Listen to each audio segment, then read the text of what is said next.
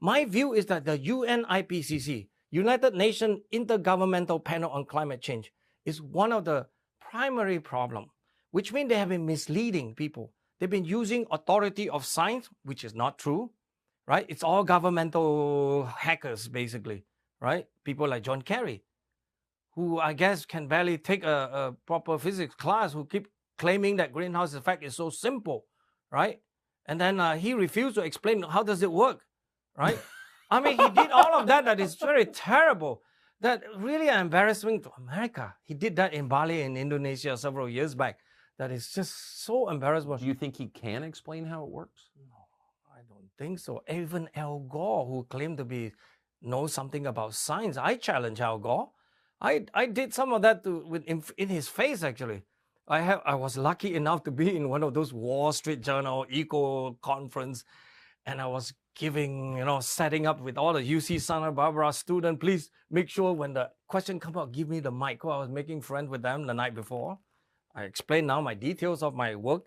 So I got the mic and I asked questions about Al Gore, because one of the primary sad things that they refuse to recognize, that I know you know that in even grade school sciences, CO2 is a gas of life.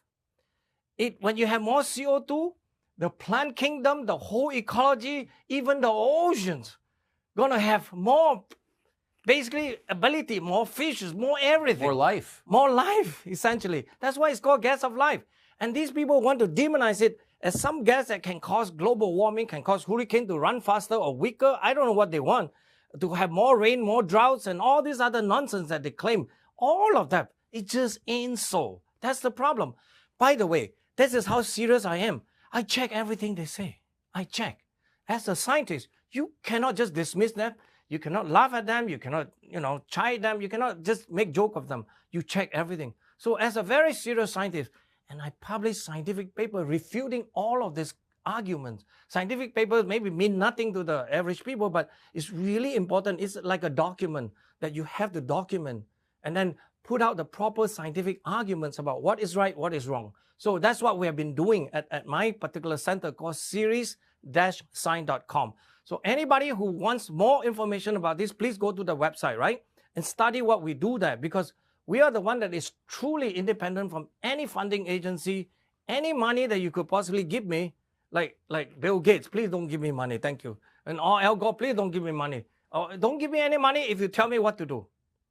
Even some of your money, I might not want it. But the point is that I want to be independent, just like you.